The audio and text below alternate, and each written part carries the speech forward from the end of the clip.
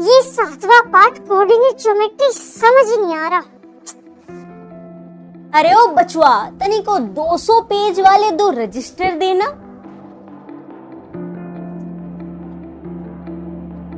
ये लीजिए। तुम का 10वीं कक्षा में पढ़ते हो? हाँ। हाँ तो ये यहाँ क्या कर रहे हो दुकान पर? अपनी पढ़ाई पे ध्यान दो। अरे साहब, अब आगे की पढ़ाई के लिए पैसे भी तो चाहिए ना। अब घर में माँ बाबा के साथ घर चलाने के लिए और मैं अपनी आगे की पढ़ाई पूरी कर सकूं, उसके लिए पैसे कमाने के लिए इस दुकान पर काम करता हूँ। तुम बहुत मेहनती हो बचवा। तनिक हमको दिखाओ ये क्या पढ़ रहे हो?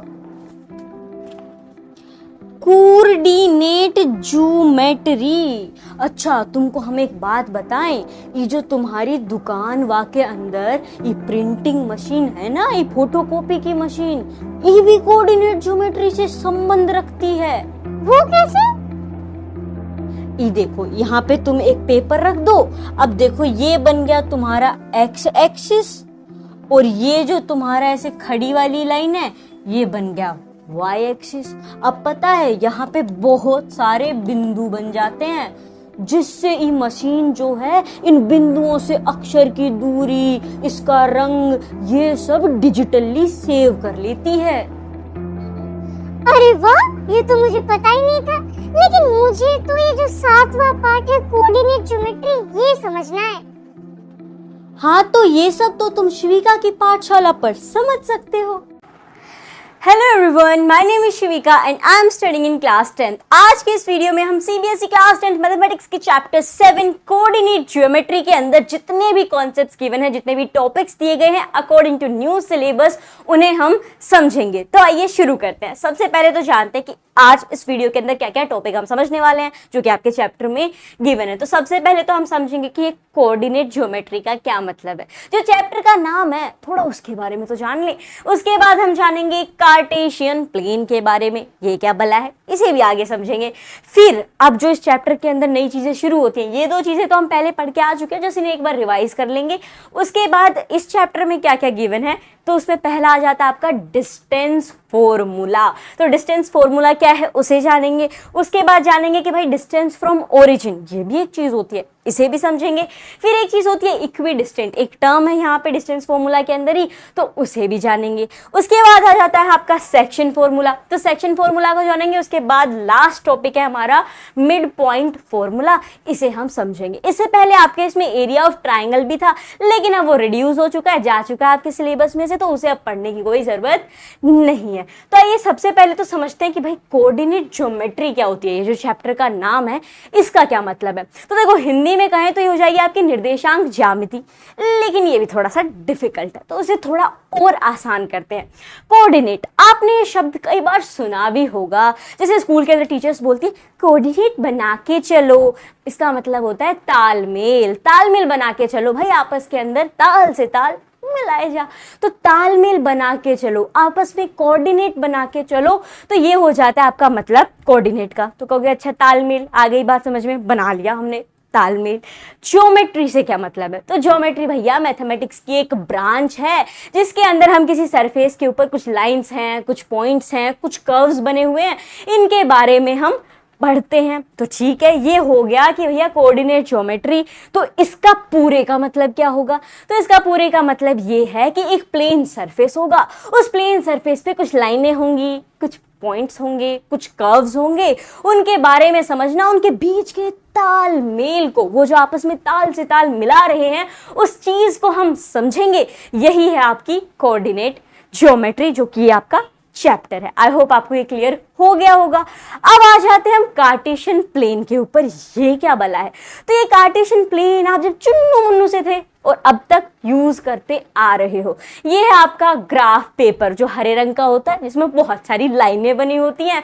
उसमें हम फिर ऐसी कुछ लाइनें बना देते हैं आंसर्स वगैरह निकालने के लिए, कुछ प्लॉट करने के लिए। तो ये ही है आपका कार्टेशियन प्लेन, जिसे हम आम भाषा के अंदर ग्राफ पेपर बोल देते हैं। सो आई होप आपको ये फिगर यहाँ पे नजर आ रहा होगा। ये आपका पूरा कार्टेशियन प्लेन, इसके अंदर लाइनें होती हैं, कुछ लाइनें खड़ी होती हैं तो कुछ लाइनें लेटी हुई पड़ी हुई होती हैं। तो जो खड़ी हुई लाइनें हैं उन्हें हम कहते हैं वर्टिकल लाइंस। इतना आई होप आपको क्लियर होगा। और जो लेटी हुई लाइनें हैं जो आराम फरमा रही हैं उन्हें हम कहते हैं हॉरिजॉन्टल लाइंस। इतनी चीज क्लियर है। अब इसी कार्टेशियन प्लेन के अंदर से कोई एक लाइन हमने उठा ली, एक खड़ी हुई एक लेटी हुई, इन दोनों को यहाँ पे लिख दिया। तो आप यहाँ पे देख सकते हो ये जो बोल्ड व्हाइट है यहाँ पे, ये दो लाइंस हमारी हो गई हैं। तो इसके अंदर अब कुछ टर्म्स आ जाते हैं जिन्हें समझना जरूरी है। ये हम पहले भी समझ चुके हैं, एक बार रिकॉल कर रहे हैं। तो जो खड़ी हुई लाइन है जैसे सीधी जा रही है उसे हम बोलेंगे वाई एक्सिस। क्या बोलेंगे इसे हम? Y axis. खड़ी हुई को तो भैया लेटी हुई को क्या बोलेंगे? तो जो ये ऐसे लेट रखी है, जो ऐसे जा रही है, जो हॉरिजॉन्टल लाइन है, वो बन जाती है हमारी एक्स एक्सिस। ठीक है, आई होप आपको यहां तक क्लियर हो गया होगा। अब आते हैं अगली चीज के ऊपर। ये भैया दो लाइन बन गई, ठीक है, ऐसा बना लिया। अब यहाँ पे आपको ये बीच का बिंदु दिख रहा होगा, ये क्या है? ये है ओरिजिन। ओरिजिन मतलब जहां से चीजें निकल रही हैं, शुरू हो रही हैं। तो यहाँ पे आप देखोगे सारी लाइनें एक पॉइंट से, एक बिंदु से ही तो जा रही हैं। तो अगर जो लाइन हमने फिलहाल यहाँ पे लिए उसे देखें तो यहाँ से ये लाइन निकल रही है एक्स एक्सिस वाली, यहीं से ये वाई वाली भी निकल रही है, चाहे नीचे जा रही हो, ऊपर जा रही हो, अगल में जा रही हो, बगल में जा रही हो, ये निकल तो इसी पॉइंट से रही है। तो ये क्या है? इन लाइनों का ओरिजिन है। तो ये आपका हो जाएगा यहाँ पे ओरिजिन। इतनी चीजें हो गई। अब इसी के अंदर कुछ चीजें और आ जाती हैं जो आपके लिए समझना बेहद जरूरी है। देखो, अब जैसे यहाँ पे मैंने एक पॉइंट बना दिया, मान लो एक पॉइंट है यहाँ पे, ठीक है, ये पॉइंट पुट कर दिया। तो इसमें अगर हम देखें तो ये जो पॉइंट के कोऑर्डिनेट्स होंगे, अब मैं सीधा यहाँ पे लिख दे रही हूँ कि इसके कोऑर्डिनेट होंगे 2 और 3।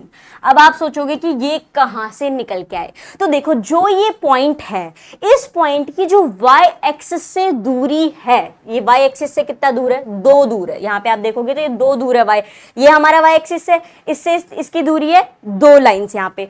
तो ये जो 2 है ये है हमारा एक्स कोऑर्डिनेट, यानी जिस पॉइंट की वाई एक्सिस से दूरी होगी वो कहलाएगा हमारा एक्स कोऑर्डिनेट, जिसका एक और नाम भी है वो भी हम लिखेंगे। वाई एक्सिस से जिसकी दूरी हो वो हो जाएगा हमारा एक्स कोऑर्डिनेट, जिसे हम कहते हैं एब्सिसा। एब्सिसा इसका कुछ ऐसा नाम है। उसके बाद हमारा आ जाता है दूसरा पॉइंट। जैसे ये 2 तो आपको समझ में आ गया कि अच्छा ये तो x, यहाँ पे जो x का पॉइंट हो गया, यानी y से जिसकी दूरी है तो वो पॉइंट कहलाता है हमारा x कोऑर्डिनेट। तो यहाँ पे हमारा x है 2। तो अब ये 3 क्या है? जिस पॉइंट की x से जो दूरी होगी, यानी ये यहाँ पे पॉइंट है, इसकी x से कितनी दूरी है? देखो सीधा ऊपर 3 तक जा रहा है ये, यानी ये x से 3 दूर है। तो ये 3 हो जाएगा हमारा y कोऑर्डिनेट। इसे हम कहेंगे y कोऑर्डिनेट, जिसका दूसरा नाम है ऑर्डिनेट। ठीक है, इतनी चीज क्लियर है। तो अब यहाँ पे हमारा ऑर्डिनेट कौन सा होगा और एब्सिसा कौन सा होगा? एब्स का किस्सा भी कह सकते हैं इसे, जो भी आप कहना चाहो। सो एब्सिसा यहाँ पे हमारा कौन सा हो जाएगा? x वाला पॉइंट। x वाला पॉइंट यहाँ पे कौन सा है? 2। तो ये तो हो गया हमारा x। ठीक है, उसके बाद आ जाते हैं 3 के ऊपर। ये क्या होगा? हमारा y वाला पॉइंट, यानी हमारा ऑर्डिनेट। तो ये हो गया हमारा y। अब आप सोचोगे कि यही x है यही y है, ये हमने यहाँ पे पॉइंट वगैरह देखे, इससे बता दिए, लेकिन हमेशा कैसे पता चलेगा? भाई आप ग्राफ पे कुछ भी कर लो, कहीं पे भी पॉइंट प्लॉट करो, अगर नंबरिंग कैसे भी लिखी जाती है, यहाँ पे अगर 5 और 6 लिख दी गई, -5 और 6, यहाँ पे अगर आपका लिख दिया गया -4 और इस साइड 5, तो भी आपका x वाला हमेशा पहले ही लिखा जाएगा। मतलब जब भी ब्रैकेट के अंदर आपको पॉइंट्स लिखे हुए मिले, पॉइंट्स के जो कोऑर्डिनेट्स हैं वो लिखे हुए मिलेंगे, तो जो पहला पॉइंट होगा उसे आप पहली नजर में देखते ही कह सकते हो ये x है, यानी x कोऑर्डिनेट है। और जो दूसरे नंबर पे होगा वो हमारा y कोऑर्डिनेट होगा। ये लिखने का सिस्टम होता है। तो आई होप आपको ये कार्टेशियन प्लेन समझ में आ गया होगा। एक बार फटाफट से रिवाइज कर लेते हैं। खड़ी वाली लाइन y एक्सिस, लेटी हुई लाइन हमारी x एक्सिस, जहां से निकल रही है वो हो जाएगा हमारा ओरिजिन। y एक्सिस से जिस पॉइंट की जितनी दूरी होगी उसे हम x कोऑर्डिनेट कहेंगे। तो यहाँ पे हमारा x कोऑर्डिनेट क्या है? 2 है, जिसका दूसरा नाम एब्सिसा भी है। एब्स का किस्सा कह सकते हैं हम इसे याद रखने के लिए। और उसके बाद हमारा आ जाता है दूसरा, x से जिस पॉइंट की जितनी दूरी होगी वो हमारा y कोऑर्डिनेट कहलाएगा। और ये हमेशा जो लिखे जाते हैं, ये जो पहला नंबर रहेगा वो हमारा x रहेगा, जो दूसरा नंबर रहेगा वो हमारा y रहेगा। आई होप यहां तक आपको क्लियर हो गया होगा। ये नेगेटिव में आ जाएगा फिर आपका सेम चीज ऊपर जो लाइनें हैं वो पॉजिटिव, नीचे जो नंबर्स हैं वो नेगेटिव वाई एक्सिस पे, इस साइड जो है वो सारे पॉजिटिव, इधर आ जाएंगे तो नेगेटिव। ये तो सारी राम कहानी हो गई जो अब तक हम पढ़ते आए थे, ठीक है, इतनी चीजें हमने पढ़ी थी। अब मुझे एक चीज बताओ कि मान लो ये आपका ग्राफ है, ठीक है, ये हमारा ग्राफ है, इस पे मैंने एक पॉइंट प्लॉट कर दिया कि ये एक पॉइंट है, ये पॉइंट क्या है, ये है आपके दोस्त का घर, ठीक है, ये एक पॉइंट यहाँ पे बनाया मैंने जो कि है आपके दोस्त का घर, और एक दूसरा पॉइंट यहाँ पे बना लेते हैं, ये हो जाएगा आपका घर। अब मुझे अगर आपसे पूछना हो कि आपके दोस्त के घर और आपके सॉरी आपके घर के बीच का डिस्टेंस कितना है, तो आप कैसे बताओगे? हाँ, इंटेलिजेंट, और शुरू हो जाओगे अपने ग्राफ पेपर के ऊपर स्केल उठा के और अपने लग जाओगे मापने के लिए और कह दोगे इतना डिस्टेंस है जो भी आपका निकल के आए। अब हमें ऐसा नहीं करना है, यहाँ पे अब हमें स्केल वगैरह से डिस्टेंस नहीं नापना है। तो कैसे नापेंगे? स्केल से नहीं नापेंगे। तो अब हम यूज में लेंगे डिस्टेंस फॉर्मूला। जब भी आपसे अगर ऐसा कुछ पूछ लिया जाए कि भैया ये एक पॉइंट है, ये एक पॉइंट है, तो इसे नाम दे देते हैं कि ये है आपके दोस्त का घर, ये है आपका घर, इसको नाम दे दिया ए, ये है डी। अब आपको बतानी है डी से ए की दूरी, यानी डी से ए का डिस्टेंस कितना होगा, फासला कितना होगा, ये हमें बताना है। अब ये हम निकालेंगे कैसे? तो इसको निकालने के लिए इसी चैप्टर में जो कि नई चीजें शुरू होती हैं हमारी समझने की, तो वो आ जाता है हमारा डिस्टेंस फॉर्मूला, कि आप इजीली इस फॉर्मूला से डिस्टेंस निकाल सकते हो। क्या है भैया ये फॉर्मूला? तो देखो ये फॉर्मूला ये है कि x2 माइनस x1 का whole square plus y2 minus y1 पूरे का होल स्क्वायर, और ये सारे के सारे आ जाएंगे अंडर रूट में। इसमें आप सारी वैल्यूज पुट कर दो और आपका आंसर आ जाएगा। सर के ऊपर से गया, उड़ी बाबा, ये तो बहुत ही बड़ा फॉर्मूला है, इसे कैसे याद करेंगे? बिल्कुल इजी है। इसे आप फॉर्मूला से नहीं, पहले कॉन्सेप्ट से समझते हैं, क्योंकि अगर आपका बेसिक क्लियर हो गया, समझ में आ गया, रटा नहीं आपने, तो आपको ये फॉर्मूला चुटकियों में याद हो जाएगा। ये रटने की जरूरत ही नहीं पड़ेगी, आप सीधा सीधा समझ जाओगे कि ये सारी चीजें यहाँ पे क्यों लिखी गई हैं। तो देखो ये हमने कहा कि हमें डी से ए का डिस्टेंस निकालना है। तो अगर मान लो इस लाइन को हम यहाँ पे नीचे एक्सटेंड कर देते हैं, इस पॉइंट को जहाँ पे ये बन रहा है, साथ ही साथ ये जो पॉइंट हमने यहाँ पे बनाया है उसका, ये हमारा ए था जो कि आपका घर था, ये आपके दोस्त का घर था, और इसे भी यहाँ पे ज्वाइन कर देते हैं तो ये एक सीधी लाइन बनेगी। अब ये यहाँ पे क्या बन गया? ये तो एक राइट एंगल ट्रायंगल जैसा दिख रहा है। जी हाँ बिल्कुल, ये यहाँ पे एक राइट एंगल ट्रायंगल बन गया है जो कि हमारा 90 डिग्री का होता है। तो अब हमें क्या निकालना है? राइट एंगल ट्रायंगल की जो ये स्लोप वाली लाइन होती है, जो पहाड़ जैसे होती है, उसे हम क्या कहते हैं? हाइपोटेनस, एच लिख देते हैं। जो खड़ा है, जैसे सीधी जो खड़ी हुई है, उसे हम एल्टीट्यूड कहते हैं। परपेंडिकुलर भी आप कह सकते हो, परपेंडिकुलर लाइन, या हम एल्टीट्यूड कह दिया इसे यहाँ पे। और जो लेटी हुई है, जो आराम फरमा रही है, वो है हमारा बेस। ठीक है, अब हमें क्या निकालना है? हमें तो डी से सॉरी ए तक का डिस्टेंस निकालना है। तो डी से ए यहाँ पे है क्या? हाइपोटेनस, मतलब हमें हाइपोटेनस की वैल्यू निकालनी है। तो वो कैसे निकालेंगे? पाइथागोरस थ्योरम अब तक हम पढ़ चुके हैं बहुत अच्छे से कि भैया हाइपोटेनस का स्क्वायर जो होता है, अगर आपको निकालना है तो आप हाइपोटेनस का स्क्वायर बराबर होता है हमारे एल्टीट्यूड के स्क्वायर प्लस बेस के स्क्वायर के। आप कहोगे ना तो मेरे पास एल्टीट्यूड है और ना मेरे पास बेस है आपके पास एल्टीट्यूड और बेस। देखो ये डी कौन से पॉइंट पे है ग्राफ के अंदर? 1 पे है यहाँ पे, यानी वाई से इसकी कितनी दूरी है? 1, यानी ये हो गया हमारा x। उसके बाद x से इसकी कितनी दूरी है? ऊपर देखो 1 पे आ रहा है, यानी ये भी 1 ही है। मतलब x और y हमारे हो गए 1 और 1 इस पॉइंट के। जरा उस पॉइंट पे नजर मारो, यहाँ पे y से इसकी कितनी दूरी है? 4, तो यानी 4 तो हो गया इसका x वाला कोऑर्डिनेट। अब इसकी x से कितनी दूरी है? ऊपर चलो देखो यहाँ पे 5 आ रहा है, यानी 5 हो गया हमारा इस पॉइंट का y वाला कोऑर्डिनेट। अब कहोगे तो इससे क्या है? देखो ये लाइन जो हमने बनाई तो ये यहाँ पे भी कनेक्ट कर देगी, ये यहाँ पे नीचे आ ही रही है। तो अब अगर हम यहाँ पे देखें तो हमें तो ये निकालना है इतना सा, पर हमारे पास तो ये पूरा यहाँ से चलता आ रहा है। तो क्या करें?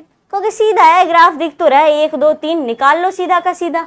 नहीं, यहाँ पे आप सीधा का सीधा नहीं निकाल सकते। जरूरी थोड़ी ना कि हमेशा आपको पॉइंट दे दिया और आपको वो बना के भी देंगे कि देख बच्चों तुमसे हमको अति प्रेम है, अति स्नेह है, इसलिए हम तुम्हें ग्राफ बना के दे रहे हैं, तुम आसानी से आंसर निकाल लो। ऐसा नहीं होगा, पॉइंट तो सीधा दे दिया जाएगा, ग्राफ की जरूरत ही ना पड़े। तो ऐसा हम क्या करें, तो इसके लिए आप देखो हमें क्या पता है कि इतना हमारा बेस है, हमें इतना ही चाहिए, इतना हमें गायब कर देना है। तो हम गायब कर सकते हैं। हाँ बोले 4 है, ये टोटल इसकी जो दूरी है वो 4 है, लेकिन जो पहला वाला पॉइंट है उसकी 1 है। तो इस 4 में से अगर मैं 1 को घटा दूं, 4 में से -1 कर दूं, तो मेरा बेस निकल के आ जाएगा। तो ये हो जाएगा यहाँ पे मेरा बेस 3 सेंटीमीटर का। सेंटीमीटर नहीं, वी कैन से यूनिट, यहाँ पे हम यूनिट का यूज में लेंगे। तो बेस हो गया मेरा कितना, 3 यूनिट का। तो अब बी की यहाँ पे कोई जरूरत नहीं है, ये 3 आ गया, निकल के आ गया बेस सीधा सीधा। अब आ जाते हैं हम हमारे एल्टीट्यूड के ऊपर। चलो एल्टीट्यूड पे आ गए, तो हमने यहाँ पे देखा कि हमें इतने की जरूरत है, पर ये नीचे वाला फालतू है, एक्स्ट्रा दिया हुआ है। तो अब क्या करें, तो यहाँ पे ये पूरा कितना है, 5 है, फालतू कितना है, यहाँ पे देखो दूसरा y, जो आपका पहला वाला y का कोऑर्डिनेट है, उसे देखो 1 है, सीधा 5 में से हम 1 घटा देंगे तो हमारा एल्टीट्यूड निकल के आ जाएगा। 5 में से अगर आपका 1 चला गया तो ये बच जाएगा यहाँ पे 4। तो ये हो गई हमारी 4 यूनिट। अब तो आसान है आपके लिए हाइपोटेनस निकालना, बहुत आसान है। बेस आपका क्या, एल्टीट्यूड आपका आ गया 4, तो 4 का स्क्वायर कर दो। बेस आपका आ गया 3, तो 3 का स्क्वायर कर दो। 4 का स्क्वायर 16, 3 का स्क्वायर हो जाएगा 9 यहाँ पे। उसके बाद हमारे पास क्या आ जाता है, 16 और 9 कर देंगे तो ये आ जाएगा आपका 25। ठीक है, 16 + 9 25, काम खत्म। एच स्क्वायर पे भी तो नजर डालो, यहाँ पे क्या है हमारा h का स्क्वायर, दोनों साइड स्क्वायर कर देंगे तो ये हो जाएगा h बराबर में आपका अंडर रूट में आ जाएगा 25। अंडर रूट में क्या आ गया हमारा 25 आ गया। अब 25 को बाहर निकालने के लिए 5 5 25 हो जाएगा। तो यहाँ पे आ जाएगा आपका हाइपोटेनस निकल के 5 यूनिट। यानी आपके दोस्त के घर और आपके घर की दूरी कितनी हो गई इस सिचुएशन के मुताबिक, 5 यूनिट। तो ये हो गया यहाँ पे 5 यूनिट, ये तो निकल गया। अब आप कहोगे जब पाइथागोरस थ्योरम ही पढ़ाना था तो बेफालतू में डिस्टेंस फॉर्मूला को हमसे क्यों मिलाया। तो देखो ये जो हमने यहाँ पे सारी कार्रवाई की है, ये इस डिस्टेंस फॉर्मूला का एक छोटा सा यानी एक स्टेप कम है। ये डिस्टेंस फॉर्मूला इससे 1-2 स्टेप थोड़ा सा ज्यादा हो गया है। अब वो कैसे, जो चीजें आपने यहाँ पे की है, जितनी करामात हमने यहाँ पे की है, सेम चीज ही तो यहीं पे है। तो कहोगे वो कैसे, यहाँ तो x2 है, x1 है, y2 है, y1 है, ये क्या चीजें हैं। ये जो आपने कोऑर्डिनेट लिखे थे ना, यही है। आपका पहला पॉइंट क्या था, D था, आपके दोस्त का घर, जो कि 1 है, यानी x कोऑर्डिनेट उसका 1 है और y कोऑर्डिनेट उसका 1 है। उसके बाद था आपका खुद का घर, जिसके कोऑर्डिनेट हैं 4, उसका x कोऑर्डिनेट है, और 5 जो है उसका y कोऑर्डिनेट है। तो बस आपको थोड़ी सी चीज यही समझनी है कि जो आपका पहला पॉइंट है ये तो हो जाएगा आपका x कोऑर्डिनेट, जिसे हम कहेंगे x1, ठीक है, ये वाला, और ये आपका जो दूसरा है ये हो जाएगा आपका y1। ठीक है, बस इन्हें नाम दे दिया गया है कि भैया आपका जो पहला वाला पॉइंट है उसका जो पहला कोऑर्डिनेट है, यानी जो x कोऑर्डिनेट है उसे हम x1 बोलेंगे, तो दूसरे वाले पॉइंट के को क्या बोलेंगे, x2। ठीक है, उसे x2 बना दिया, और y को क्या बोल देंगे, y2। तो आई होप x और y क्या है, x2 और y2, x1 और y1 क्या है, ये आपको यहाँ पे समझ में आ गया होगा कि ये सब, ये जो आपके कोऑर्डिनेट्स थे उन्हीं को नाम दे दिया गया। जो हमारा पहला पॉइंट होगा उसके कोऑर्डिनेट्स को x वाले को x1 बोल देंगे और y वाले को y1 बोल देंगे। जो हमारा दूसरा पॉइंट होगा उसके y वाले को y2 बोल देंगे और x वाले को x2 बोल देंगे। सीधी सीधी बात है। तो चलो इतना क्लियर हो गया। अब आप सोचोगे तो फिर इस फॉर्मूला के अंदर हम क्या करेंगे। अगर हम इस फॉर्मूला को फॉलो करें जो यहाँ पे लिखा हुआ है, तो इसने यहाँ पे हमें क्या कहा है कि अंडर रूट के अंदर आप ले आओ x2 - x1। तो पहले तो आपके दोनों x लिख लो, ये है आपका x1, ये है आपका y1, 4 और 5 है। उसके बाद हमारे पास ये है हमारा x2 और ये है हमारा y2। ये कह रहा है कि x2 में से x1 को माइनस कर दो। x2 क्या है आपका 4 है, x1 क्या है आपका 1 है, 4 में से 1 माइनस कर दो। चलो यहाँ पे लिख देते हैं 4 में से 1 माइनस करने को कह रहा है और ऊपर में आपका होल स्क्वायर है। उसके बाद कह रहा है कि एक प्लस का साइन लगा दो, लगा दिया। फिर ये कह रहा है कि y2 में से y1 को माइनस कर दो। तो y2 आपका क्या है 5 है, y1 आपका क्या है 1 है, यानी 5 में से 1 को माइनस करने के लिए कह रहा है होल स्क्वायर। और ये सारी की सारी चीजें चलेंगी अंडर रूट के अंदर।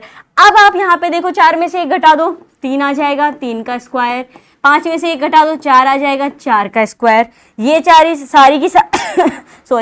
की सारी चीजें हैं रूट के अंदर। 3 का स्क्वायर क्या हो जाएगा यहाँ पे 9, 4 का स्क्वायर 16, 16 प्लस 9 25, 25 को आप रूट से बाहर निकाल सकते हो, हाँ जी आराम से निकाल सकते हैं। तो ये आपका डिस्टेंस निकल के आ गया, यानी डी और ए की जो दूरी थी वो निकल के आ गई 5। अब जरा यहाँ पे देखो, यहाँ पे भी वही आई थी। तो डिस्टेंस फॉर्मूला, ये पाइथागोरस थ्योरम मैंने यहाँ पे क्यों बताई कि ये जो डिस्टेंस फॉर्मूला है ये इसी से थोड़ा आगे गया है, आपके लिए चीज़ों को आसान बनाया गया है कि आप पूरे टाइम ये एल्टीट्यूड बेस को यहाँ पे ना करते बैठो, आप सीधा ये फॉर्मूला लगा के भी अगर 2 पॉइंट दिए गए हैं तो उनके बीच की दूरी, उनके बीच का फासला, उनके बीच का डिस्टेंस पता लगा सको। तो ये हो जाएगा कि इस फॉर्मूला को आपने अप्लाई किया इस तरीके से और आपका डिस्टेंस निकल के आ गया। तो अब आप सोचोगे इसके रिलेटेड सवाल क्या आएंगे। सवाल के अंदर सीधा सीधा खाली जो वर्ड्स हैं, जो बताने का तरीका है उसके अंदर थोड़ा घालमेल किया जाएगा। बाकी आपसे 2 पॉइंट तो दिए जाएंगे कि भैया 1 पॉइंट ये है XYZ और 1 पॉइंट ये है, जो भी आपको नंबर्स दे दिया जाए इन दोनों के बीच का फासला बनाओ। तो बस उन पॉइंट्स को आप इसमें पुट करोगे, सीधा सीधा सॉल्व करोगे और आपका फासला डिस्टेंस निकल के आ जाएगा। सो आई होप आपको डिस्टेंस फॉर्मूला यहाँ पे क्लियर हो गया होगा एकदम। अगर कोई डाउट है तो आप कमेंट बॉक्स के अंदर लिख सकते हो, वहाँ I will surely answer your doubts. अब चलते हैं आगे। अगली चीज क्या है? अगली चीज है हमारा डिस्टेंस फ्रॉम ओरिजिन। ये क्या होता है? देखो अब तक हमने देखा कि आपके पास 2 पॉइंट रहेंगे, 2 पॉइंट को आपको क्या करना है, डिस्टेंस निकालने के लिए इस फॉर्मूला के अंदर बैठा देना है और आपका डिस्टेंस निकल के आ जाएगा। अब अगर कभी आपके साथ ऐसा हो जाए कि 2 पॉइंट दिए गए हो, मान लो एक है आपका पॉइंट, हमने जो अभी डी वगैरह लिए थे कि आपका एक पॉइंट है, आपका डी वाला पॉइंट है 0 0, यानी आपका एक्स कोऑर्डिनेट भी 0 है, आपका एब्सिसा, और जो ऑर्डिनेट है y का कोऑर्डिनेट वो भी 0 है। और दूसरी चीज दे दी जाए सॉरी, a जो है वो आपका 4 है और 5 है। सेम चीज हम ले रहे हैं जो ये पीछे एग्जांपल लिया है ना, इसी को उठाया, खाली d को बदल दिया है, जो आपके दोस्त का घर था उसके x और y को हमने बदल दिया है। ये क्यों बदला है? ओरिजिन को समझने के लिए। ओरिजिन क्या होता है ये मैंने अभी बताया, जहां से लाइनें शुरू हो रही है, यानी वो 0 वाला पॉइंट। तो अगर आपको ऐसा सवाल दे दिया जाता है कि 0 जो एक जो आपको पॉइंट दिया गया उसके दोनों के दोनों कोऑर्डिनेट 0 हैं, तो इसका मतलब क्या है कि शुरुआत आपकी ओरिजिन से हो रही है। कि जैसे ये बन गया आपका एक ग्राफ के अंदर 4 और 5 आपको एक पॉइंट दे दिया गया और दूसरा पॉइंट यहाँ पे है, इसका मतलब क्या है कि वो ओरिजिन से शुरू हो रहा है। तो ऐसी कंडीशन के अंदर आपको ये पूरा का पूरा x2 minus x1 square plus में y2 minus y1 whole square under root में करने की कोई ज़रूरत नहीं है। आप सीधा सीधा क्या कर सकते हो, सीधा ये यहाँ पे जो फॉर्मूला आपको नजर आ रहा है अंडर रूट में x2 प्लस y2, ये कर दो, आपका आंसर निकल के आ जाएगा। चलो करके भी देख लेते हैं। यहाँ पे हमारा d है 0 0 पहला पॉइंट और एक पॉइंट है हमारा 4 और 5, ठीक है। और अब हमें इनके बीच की फासला यानी दूरी बतानी है, डिस्टेंस बताना है। तो अब हमने कहा कि उस फॉर्मूला को मत लगाओ। वो फॉर्मूला कब लगाना है? जब 2 पॉइंट आपको सही सही दे रखे हो, 0 0 ना हो, यानी ओरिजिन से उसका कोई संबंध फिलहाल ना हो। तो अब क्या करोगे आप, जब अगर ऐसा हो जाता है कि ओरिजिन वाला आपको लगाना हो, हमने कहा अंडर रूट में x2 ले लो। x2 आपका क्या है 4, तो ये आपका हो जाएगा यहाँ पे 4। उसके बाद हमने कहा कि 4 का स्क्वायर कर लो, y ले लो, y आपका क्या है 5, इसका भी स्क्वायर कर लो। This is x square plus y square, वो आपने कर दिया। 4 का स्क्वायर आपने ले लिया 16, यहाँ पे 5 का स्क्वायर आपने ले लिया 25। 25 प्लस 16 कर दोगे तो आपके पास आ जाएगा अंडर रूट में 41 और यही होगा आपका डिस्टेंस। अंडर रूट क्यों आया? ये लगा हुआ है ना फॉर्मूला के अंदर ही आपका अंडर रूट, तो इसीलिए यहाँ पे चल रहा है। सो इस तरीके से डिस्टेंस फ्रॉम ओरिजिन का ये वाला फॉर्मूला होगा अंडर रूट में x square plus y square. अब आप जरा सोचो ऐसा हमने क्यों किया है, उस पूरे राम कहानी को क्यों हटाया गया अगर ओरिजिन आ जाता है। देखो हमने क्या कहा वहां पे कि x2 में से आप x1 माइनस कर दो, तो आप 4 में से 0 माइनस करोगे, क्या आने वाला है आपके पास 4 ही रहेगा। यहाँ पे माइनस में जाओगे तो माइनस का 4 आ जाएगा, स्क्वायर करोगे तो फिर वो पॉजिटिव ही निकल के आएगा। अल्टीमेट आपके पास अंडर रूट में यही चीज आने वाली है। तो जब ओरिजिन से चीज शुरू हो रही है, एक पॉइंट आपका 0 0 है, तो आप सीधा यहाँ से x और y जो दिए गए हैं उन्हें अप्लाई करके सीधा आप डिस्टेंस निकाल सकते हो। सो आई होप आपको डिस्टेंस फ्रॉम ओरिजिन क्लियर हो गया होगा। अब आ जाते हैं हम दूसरी चीज के ऊपर, जो कि इसी के अंदर डिस्टेंस फॉर्मूला के अंदर ही एक टर्म आ जाता है आपका इक्विडिस्टेंट। इक्विडिस्टेंट ये क्या चीज होती है? इक्विडिस्टेंट का मतलब ये है कि मान लो हमने कहा कि ये आपके दोस्त का घर है और ये आपका घर है, ठीक है, this is D and this is a. अब इक्विडिस्टेंट क्या कहता है? इक्विडिस्टेंट कहता है कि भैया एक और पॉइंट है, एक और पॉइंट है, उसे मान लो हमने यहाँ पे नाम दे दिया, ये है सी, किसी और का घर हो गया आपके दोस्त का, कोई और दोस्त मान लो, तो ये सी है। तो इक्विडिस्टेंट में क्या होता है कि ये जो पॉइंट है इसकी जो दूरी है वो डी और ए की दूरी से इक्वल है। नहीं समझ आई बात? देखो यहाँ पे हमें कहा गया है कि एक आपने डिस्टेंस मापा कि डी और बी ए के बीच में कुछ तो डिस्टेंस है, मान लिया x है, तो जो c होगा उसकी दूरी भी बराबर होगी। मतलब अगर आप d से c की दूरी लगाओगे तो वो बराबर होगी a से c तक की दूरी पे, a से c तक की दूरी से, कि इतनी दूरी जितनी इसकी इतनी है उतनी ही है यहाँ पे, यानी ये इक्वल डिस्टेंट के ऊपर है। और इसी पे आपका आ जाता है इक्वी डिस्टेंट, कि एक पॉइंट आपको दे दिया जाता है और वो कहा जाए कि वो दो पॉइंट जो भी आपके मान लो ए और बी हैं, तो ए और बी से इक्वल दूरी के ऊपर है। यानी ए से बी लगा लो, ए से सी लगा लो, मान लो तीसरा पॉइंट सी है, तो ए से सी बराबर होगा बी से सी तक। इसे अब हम यहाँ पे एक एग्जांपल के थ्रू भी समझेंगे तो आपको ज्यादा बेहतर तरीके से समझ में आ जाएगा। इक्विडिस्टेंट का कोई भी सवाल आए तो उसमें एक चीज जो कि बहुत जरूरी है, वही आपका आंसर आगे कंटिन्यू करती है, कि अगर ये कहा जाए कि वो पॉइंट एक्स एक्सिस पे, जैसे यहाँ पे अगर आप देखोगे तो लिखा है find the point on y axis.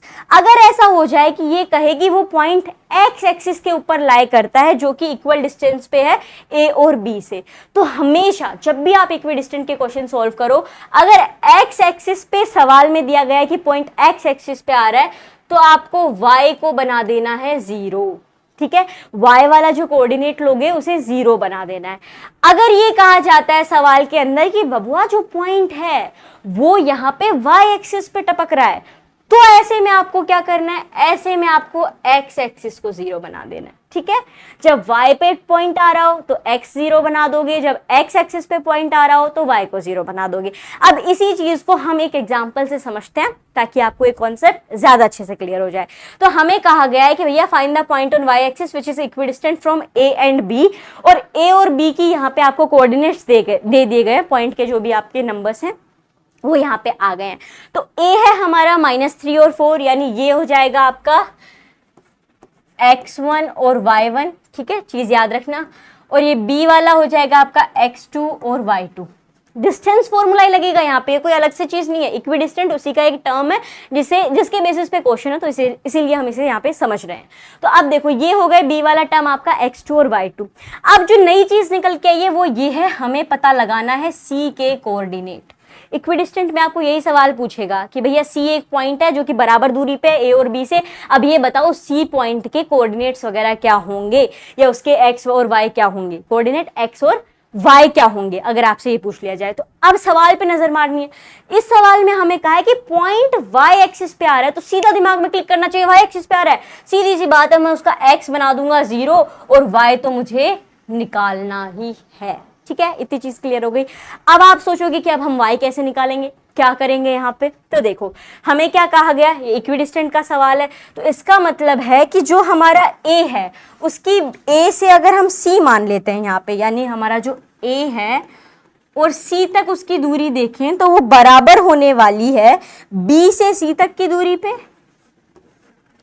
ये यहाँ पे सवाल बोल रहा है, इतनी चीज हमें दी गई है। सवाल को हमेशा ध्यान से पढ़ना, which is equidistant from a and b, यानी a से c की दूरी बराबर होगी b से c की दूरी पर। अब क्या करोगे? सीधी सी बात है, a से c की दूरी निकाल लो, b से c की दूरी निकाल लो, आपका y अपने आप निकल के आ जाएगा। x तो आपने 0 मान ही लिया है। तो अब यहाँ पे क्या करेंगे, एक साइड AC को कंटिन्यू करेंगे, एक साइड BC को कंटिन्यू करेंगे। अब कहोगे कंटिन्यू किस पे करेंगे, अभी तो डिस्टेंस फॉर्मूला समझा है, वही डिस्टेंस फॉर्मूला हम यहाँ पे लगाएंगे। तो A है हमारा -3 एंड 4y हो जाएगा, और C है हमारा 0 एंड y। तो देखो डिस्टेंस फॉर्मूला क्या है, मैं इधर लिख देती हूँ, अंडर रूट के अंदर ब्रैकेट x2 में से माइनस कर दो x1 होल स्क्वायर प्लस में y2 में से माइनस कर दो y1 होल स्क्वायर। ठीक है, ये हमारा फॉर्मूला है। इतनी चीज हमें दी गई थी जो कि अब तक हम पढ़ भी चुके हैं, तो इतनी चीजें हमें क्लियर है। अब आगे का काम करते हैं, AC। तो AC का मतलब है A से C तक की दूरी अब हम पता लगा रहे हैं, और दूसरी साइड में इक्वल टू में B से C तक की भी दूरी पता लगाएंगे ताकि हमारा Y निकल के आ जाएगा। नाउ हमें क्या करना है, सबसे पहले तो अंडर रूट। एक और चीज बताऊं, जब भी आपको इक्विडिस्टेंट का सवाल आए ऐसे निकालने के लिए, तो आप चाहो तो ये रूट लगाने की जरूरत नहीं है, लेकिन फिर भी अभी ये आपको कॉन्सेप्ट हम शुरुआत कर रहे हैं, बेसिक से समझ रहे हैं, इसलिए मैं यहाँ पे लिख रही हूँ। आगे इसका कारण भी बताऊंगी कि क्यों नहीं लगाने की जरूरत, आप सीधे नंबर्स क्यों लिख सकते हो। तो फिलहाल यहाँ पे हो गया हमारा अंडर रूट, इसमें हो जाएगा ब्रैकेट में x2 में से x1 माइनस। तो फिलहाल A और C की बात हो रही है, B वाले को भूल जाओ, निकाल दो, बोर्ड पे है ही नहीं ऐसा समझ लो। तो A है हमारा -3 जो कि x1 है, और C हमारा क्या है, 0 है इसमें जो कि x2 है। तो x2 आपका 0 है। चलो इसके लिए भी मैं यहाँ पे लिख देती हूँ। फिलहाल जो हमने उसमें देखा था, ये B वाले को भूलने को कहा है, तो फिलहाल आप B पे ध्यान ही मत दो। ठीक है, ये हो गया आपका x2 और y2। तो x2 हमारा है 0, इसमें से हमें माइनस करना है x1 that is -3 whole square, plus आगे हमें क्या दिया गया है यहाँ पे, y2 में से माइनस कर दो y1। तो y2 हमारा क्या है, y ही है, तो ये हो जाएगा y, माइनस में कर देना है आपको y1 जो कि है यहाँ पे 4 का होल स्क्वायर। इतनी चीज समझ में आ गई। अब आ जाओ इक्वल टू में, ये तो बात चल रही है AC की सॉरी। अब हम आ जाएंगे BC के ऊपर।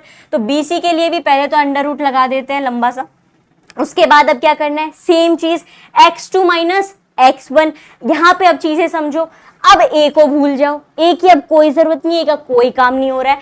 अब हमारा काम है B और C का, B से C तक की दूरी निकाल रहे हैं। तो B अगर आप ले ले तो यहाँ पे x1 और y1, A पे नहीं ध्यान देना है फिलहाल। तो अब क्या करना है, x2 में से x1 माइनस करना है, तो फटाफट कर लेंगे। यहाँ पे हो जाएगा ब्रैकेट में 0, माइनस में आपका आ जाएगा 7 स्क्वायर, प्लस में y2 में से माइनस कर दो y1। तो y2 है आपका यहाँ पे y, माइनस कर देंगे हम y1 दैट इज 6 का होल स्क्वायर। इतनी चीजें क्लियर है। ये हो गई आपका A से C तक की दूरी, ये हो गई आपकी B से C तक की दूरी। अब हम इन्हें सोल्व करेंगे। तो अब देखो मैंने क्यों कहा था कि आपको ये रूट लगाने की जरूरत नहीं है, क्योंकि रूट से रूट हट जाएगा, दोनों साइड रूट रहने वाले हैं डिस्टेंस फॉर्मूला के हिसाब से, तो फिर रूट से रूट कैंसिल हो जाएगा, तो हम सीधे ये वैल्यूज लिख सकते हैं। So let's start. अब ये आपका यहाँ पे हो जाएगा माइनस माइनस प्लस, तो ये आ जाएगा आपका 3 स्क्वायर, सीधा मैंने यहाँ पे लिख दिया। प्लस में यहाँ पे आपके पास है y minus 4 square, equal to में आ जाते हैं यहाँ पे -7 गिवन है, तो ये माइनस का 7 ही रहेगा, 0 में से आप माइनस भी कर दोगे तो भी, तो ये आ जाएगा 7 स्क्वायर, प्लस में y माइनस 6 का स्क्वायर। इन चीज़ों को समझते चलिएगा, बिकॉज जो आपकी एक्सरसाइज 7.1 है उसमें इसी से रिलेटेड क्वेश्चंस आने वाले हैं। तो फिलहाल अगर आपने कॉन्सेप्ट क्लियर कर लिया, इसे रटा नहीं समझा, तो आप इजीली वो क्वेश्चन सॉल्व कर पाओगे। तो यहाँ पे आ जाते हैं वापस, 3 का स्क्वायर कर लो आप, तो ये आ जाएगा आपका 9, प्लस में अब देखो y माइनस 4 स्क्वायर किसके जैसा दिख रहा है, ये एक फॉर्मूला के जैसा दिख रहा है, a minus b whole square सुना है, उसी के जैसा है right, y minus 4 whole square. तो वही यहाँ पे हम लगा देंगे, a minus b whole square is equal to a square plus b square minus 2ab। वो कहते हैं ना ये फॉर्मूला कहाँ काम आएगा, भैया इनमें काम आएगा, इसीलिए याद करने को कहा गया था। तो वही चीज अब हम यहाँ पे लगाएं तो हमारा क्या है, a square, it means y square plus b square, b यहाँ पे क्या है 4, 4 का स्क्वायर कितना हो जाएगा 16, तो ये लिख दो 16। अब है माइनस 2ab यानी 2ay है, b हमारा 4 है, ठीक है, ये इतना हो गया। इक्वल टू में आ जाते हैं, 7 का स्क्वायर यहाँ पे हो जाएगा आपका 49, प्लस का 49 रहेगा, क्यों, क्योंकि माइनस माइनस प्लस हो जाता है, तो ये हो जाएगा हमारा 49 प्लस। सेम चीज यहाँ पे देखो, वही फॉर्मूला यहाँ पे लगेगा, a minus b whole square, a square plus b square minus 2ab, तो a स्क्वायर आपका हो जाएगा y square plus b square that is 6 का स्क्वायर कर लो 36 आ जाएगा माइनस 2ab, तो यहाँ पे 2ab इज 2y और b हमारा 6 है। अब यहाँ पे एक चीज देखो, सेम टर्म्स देखो, यहाँ पे भी y स्क्वायर है, वहां पे भी y स्क्वायर है। गजब की बात यह कि दोनों के दोनों प्लस के हैं, तो भैया एक जैसे हैं तो तुम यहाँ से निकल जाओ, कोई जरूरत नहीं है, ये दोनों यहाँ पे कट हो जाएंगे, ये यहाँ से चले गए। अब हमारे पास क्या बच गया, 9 बच गया प्लस का 16 बच गया। इन्हें यहाँ पे आप कर लो तो ये आ जाएगा -4 2 ज़ा 8, that is 8y equal to में जो BC की चीज़ें चल रही हैं वो भी मैं यहाँ पे लिख दूंगी। तो ये हो जाएगा आपका 49, y स्क्वायर तो जा ही चुका है, प्लस में 36, ये यहाँ पे 6 2 से कितना हो जाएगा, 12 हो जाएगा। तो ये आ जाएगा माइनस का 12y। अब यहाँ पे देखो, अब हम क्या करेंगे, सेम टर्म्स को ऐड कर देंगे, मतलब 9 + 16 यहाँ पे कर देंगे। तो ये हो जाएगा आपका 9 में 26 जोड़ दिया तो 25 आ जाएगा हमारा, माइनस में 8y तो चल ही रहा है, इक्वल टू में यहाँ पे देखो तो 49 में 36 जोड़ दो तो 49 + 36 जब हम कर देंगे तो ये बन जाएगा 85, यानी कि 85 और माइनस का 12y यहाँ पे चल रहा है। यहां तक चीजें समझ में आई, समझ में आ गई है तो इस वीडियो को लाइक कर दीजिए। अब आगे देखते हैं आगे क्या करना है हमें। अब एक जैसी टर्म्स को हम एक साइड कर लेंगे, यानी जो वाई वाई वाले हैं उन्हें एक तरफ ले लेंगे और जो नंबर्स हैं उन्हें एक तरफ ले लेंगे। तो चलो इसे पहले थोड़ा छोटा कर देते हैं। तो ये हो जाएगा हमारा यहाँ पे कि 8, ये 12 यहाँ पे माइनस का है, इसको इधर लाएंगे तो ये प्लस का हो जाएगा। तो ये हो जाएगा आपका 12 - 8y, 12y - 8y, माइनस यहाँ पे रहेगा क्योंकि वो 8 वाले का है। यहाँ पे आपके पास क्या है 85, ये यहाँ पे प्लस का 25 है, उधर जाएगा तो माइनस का हो जाएगा। तो 85 - 25 आप यहाँ पे कर दोगे, 12 में से 8 गया कितना बचेगा, 4 बचेगा, 4y हो गया। 85 में से 25, 85 में से 25 माइनस कर लो, कितना बच जाएगा, 60 बच जाएगा। अब हम आगे क्या करेंगे, इतनी चीजें निकल के आ गई, हमारा मकसद क्या था, y निकालना, ठीक है, यही तो था। c तो हमें c के जो पॉइंट्स हैं, जो कोऑर्डिनेट निकालने को बोला गया है, तो x तो निकला पड़ा है, यहाँ पे 0 है, पहले ही हमने कह दिया था। अब हमें जरूरत है y की, तो y यहाँ पे क्या हो जाएगा, y को इधर छोड़ देंगे, 60 इस साइड है ही, अपॉन में 4 चला जाएगा, इधर मल्टीप्लाई कर रहा था, ये यहाँ पे कट हो जाएगा, 4 1 ज़ा 4, 4 1 ज़ा 4 एंड 4 5 ज़ा 20। y की वैल्यू यहाँ पे कितनी आ गई, 15 निकल के आ गई। तो आपके a क्या थे, -3 एंड 4, b क्या थे, 7 एंड 6, c आपको निकालने थे, निकल के आ गए हैं 0 एंड 15। अब देखो अगर ऐसा होता, आपको सवाल में दे दिया जाता find the point on x axis which is the equidistant from a and b, तो आप क्या करते, तो आप इस y को 0 बना देते और x निकालने पे लग जाते। तो आई होप आपको ये समझ में आया होगा कि जब इक्विडिस्टेंट के सवाल दिए जाएं तो उन्हें आप इस तरीके से सोल्व कर सकते हो। अब बढ़ते हैं हम अगले टॉपिक की तरफ, दैट इज सेक्शन फॉर्मूला। अब तक जो पढ़ा वो कहानी का एक तरफ था, अब आ चुका है लीप। अब लीप के बाद की क्या कहानी है, लीप के बाद की कहानी ये है, ये आपका सेक्शन फॉर्मूला स्क्रीन पे आपको दिख रहा होगा, m1 x2 + m2 x1 upon में m1 + m2। दूसरी तरफ आ जाएंगे तो m1 y2 + m2 y1 upon में m1 + m2। ये क्या चीजें हैं फिलहाल आपके ऊपर से जा रही होंगी, डोंट वरी, इन्हें समझते हैं। अब तक हमने क्या किया था, एक पॉइंट था, एक दूसरा पॉइंट था, ठीक है, इतना हमने किया। ये आपके दोस्त का घर था, ये आपका घर था। हमने देखा कि इनके बीच की दूरी कितनी है, ये कैसे पता लगाए। इसके लिए हम जो कर सकते थे, पुरजोर प्रयास हमने किया, फॉर्मूले वगैरह देखे और उस हिसाब से हमने वो दूरी निकाली भी और ये भी समझा कि और भी पॉइंट्स की हम कैसे दूरियां निकाल सकते हैं। अब आ जाती है बात कि इसी के बीच में एक ये आ गया, एक पॉइंट आ गया, ठीक है, एक जो आपने लाइन बनाई थी, एक लाइन सेगमेंट ही तो है, एक पॉइंट से एक लाइन जा रही है दूसरे पॉइंट तक, तो ये क्या बना, लाइन सेगमेंट। ये हमने 5th 6th चीजों में पढ़ा हुआ है इन क्लासेस के अंदर। अब आ गया इसके बीच में एक और पॉइंट, वैसे तो लाइन पे हर कहीं पे एक पॉइंट है, बट यहाँ पे आ गया एक पॉइंट, और ये पॉइंट इस तरीके सॉरी, ये जो पॉइंट है ये इस तरीके से है कि ये इस लाइन को 2:3 के रेशियो में डिवाइड कर देता है, यानी 2:3 के रेशियो के अंदर ये यहाँ पे इतना पोर्शन 2, इतना ये, इसने इसे 2 टुकड़ों में डिवाइड कर दिया, इतना टुकड़ा 2 है, इतना टुकड़ा 3 है। अब सोचोगे अच्छा ठीक है, इन चीजों का मतलब क्या है, चलो मान लेते हैं कि ये पॉइंट है वो ई है, मतलब समझ में आएगा धीरे धीरे कि अब हमें क्या करना है। ये जो पॉइंट है ये ई है। अब हमसे कहा पता है क्या जाएगा कि भैया तुम ये बताओ कि ये जो पॉइंट है इसके एक्स और वाई क्या होंगे, यानी इसके कोऑर्डिनेट्स क्या होंगे। ये अब हमें बताना है। अब तक हम बता रहे थे डी से और ए तक की दूरी, या इक्विडिस्टेंट में देखा तो एक तीसरे पॉइंट की बराबर दूरी है तो उसके एक्स और वाई। पर अब हमें बताना है ये जो पॉइंट आ गया जो कि इस लाइन को किसी रेशियो में, अब जरूरी नहीं है कि वो 2:3 के 2:3 के रेशियो में डिवाइड करेगा, ना ना ना, जैसा भी सवाल में आपको दे रखा हो 1:1 भी हो सकता है, 4:5 भी हो सकता है, यानी रेशियो में वो डिवाइड करेगा। फिलहाल एग्जांपल के तौर पे मैंने यहाँ पे ले लिया कि वो 2:3 के में करेगा। तो अब अगर आपको पता है कि ये 2:3 के रेशियो में ये लाइन यहाँ पे डिवाइड हो चुकी है, अब आपको बताने हैं ई के कोऑर्डिनेट्स, यानी कि ये जो पॉइंट है इसके एक्स और वाई आपको निकालने हैं। वो आप कैसे निकालोगे, उसी के लिए ये फॉर्मूला दिया गया है, जी हाँ, जिसका नाम है सेक्शन फॉर्मूला।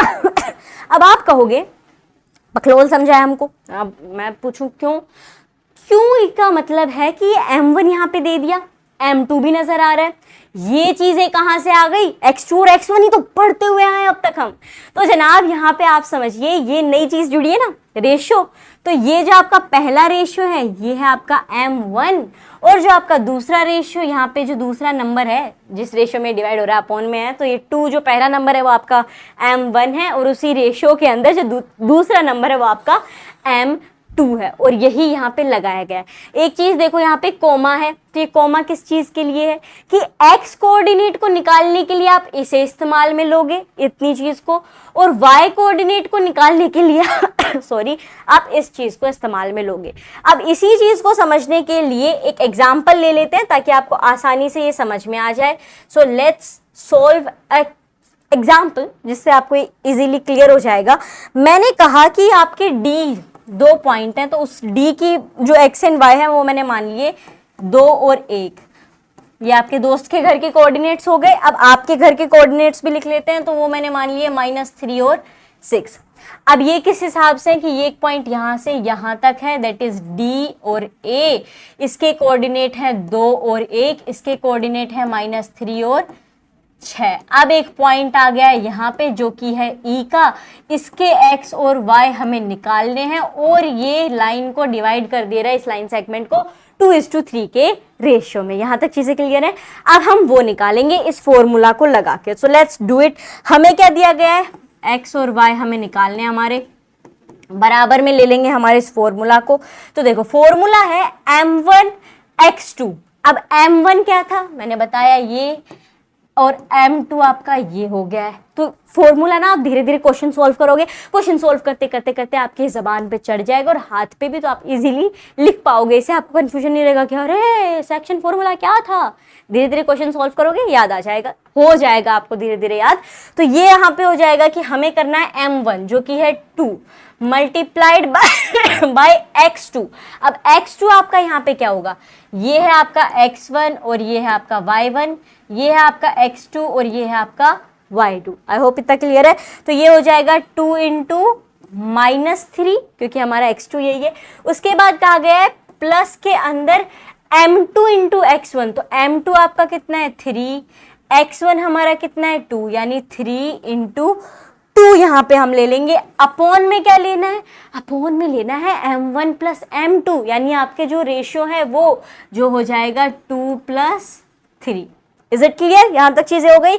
चलो ये तो हो गई x वाले की बात। अब हम आएंगे y के ऊपर। y के लिए क्या है m1 × y2, तो m1 है आपका 2 × y2 आपका है 6, यानी 2 × 6 यहाँ पे हम ले लेंगे, प्लस में m2 y1, तो m2 आपका 3 है, y1 आपका 1 ही है, और अपॉन के अंदर हम यहाँ पे ले लेंगे 2 + 3।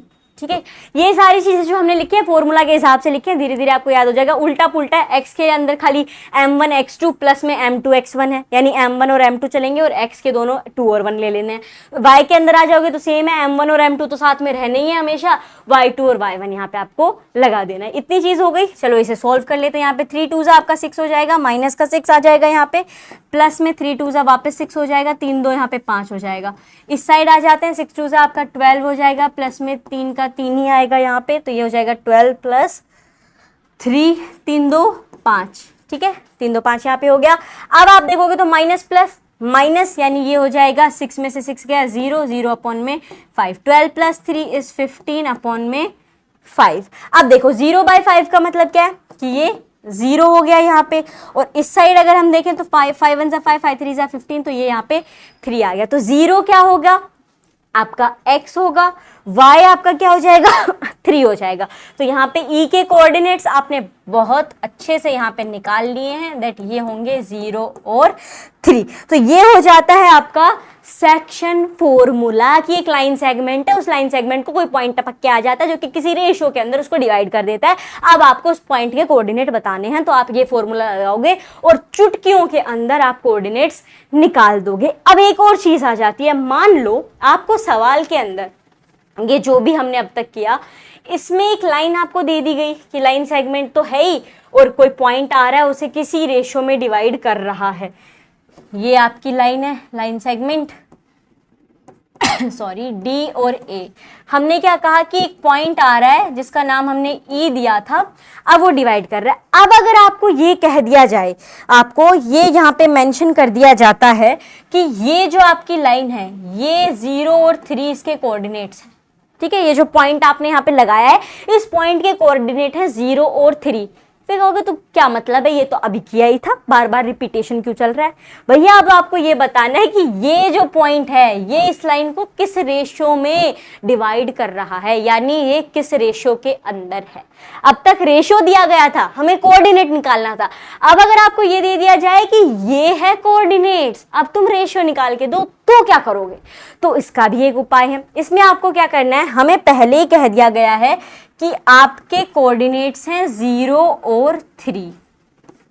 आपको तो खाली m1 और m2 ही निकालने हैं। बोल ठीक है, समझ में आ गई बात हमें कि हमारे कोऑर्डिनेट्स यहाँ पे 0 और 3 हैं और हमें m1 और m2 यहाँ पे निकालने हैं। तो उसके लिए d वगैरह क्या थे ये भी ज़रूरी है। तो हमारा d हमने माना था तकरीबन 2 और दूसरा पॉइंट था इसका 1, और a हमने मान रखा था -3 और 6। ठीक है, ये चीज़ें भी साथ में रहेंगी, आपको चिंता मत करो, सवाल के अंदर दिया जाएगा। तो अब ये चीज़ें आ गई, हमने क्या किया, सेम यही फॉर्मूला रहेगा, कोई दिक्कत नहीं है। बस इस फॉर्मूला के अंदर हम m1 और m2 भरेंगे नहीं। तो क्या करेंगे, हमें 0 और 3 दिए गए हैं, फॉर्मूला लगाओ, m1 इंटू कहा गया है x2, तो x2 हमारा क्या हो जाएगा -3। तो ये आप लिख दोगे भैया, इंटू के अंदर -3 आ जाएगा हमारा। तो ये हो गया m1 इंटू -3। फिर हमें कहा प्लस में m2 हमें पता नहीं है, क्या करें, निकालना है, तो m2 का m2 लिख देंगे, मल्टीप्लाइड होगा x1 के साथ जो कि है आपका 2, लिख दिया, इंटू में 2। अपॉन में भी अब हमें नहीं पता क्या रेशियो है, हम तो खुद ही रेशियो निकाल रहे हैं, तो ये हम लिख देंगे भैया m1 प्लस में m2। अब अगर आप y भी ले लेते हो तो सेम चीज़ आ जाएगी, m1 हमें पता नहीं है और y2 हमारा 6 है, ऐसे ही प्लस में m2 हमें पता नहीं है और y1 हमारा 1 है, अपॉन में m1 प्लस में m2। अब आप कहोगे क्या शिविका, वापस वही सब करना पड़ेगा, इधर सोल्व करो उधर सोल्व करो और फिर जाके कहीं रेशियो निकल के आएगा। नहीं, अब आपको पता है क्या करना है, आपके पास कोऑर्डिनेट पहले ही है, ये x का है और ये y का है, ये चीज़ आपको पहले से पता है, इतनी चीज़ें तो हमने अभी तक समझ ही ली है। तो अब आपको क्या करना है, कोई भी एक उठा लो, या तो आपके मन में x को लेके थोड़ा ज़्यादा अच्छा लग रहा है तो आप x वाली इक्वेशन ले लो, या मन में आए तो आप y वाली इक्वेशन ले लो। कोई एक इक्वेशन लेनी है, उसी के अंदर कुछ फेरबदल करेंगे और हमारा आंसर निकल के आ जाएगा। तो फिलहाल यहाँ पे मैं 0 ले रही हूँ, क्यों, क्योंकि 0 एक ऐसा बंदा है जो कि हर किसी चीज़ को आसान बना देता है। मल्टीप्लाई कर दो किसी चीज़ से तो 0 बना देता है, डिवाइड कर दो तो 0 बना देता है। तो इसे लेने में फ़ायदा है, जल्दी सॉल्यूशन निकल के आएगा। तो अब ज़रूरी नहीं है कि आपको हमेशा कोऑर्डिनेट में एक 0 मिल जाएगा, बट समझ सकते हो आप यहाँ पे कि कोई भी एक पॉइंट आपको यहाँ पे ले लेना है, कोई भी एक कोऑर्डिनेट यहाँ पे लेना है। तो यहाँ पे मैंने 0 ले लिया, तो ये क्या हो गया, 0 के बराबर में m1 इंटू -3 प्लस में m2 इंटू में 2 अपॉन में था m1 प्लस m2।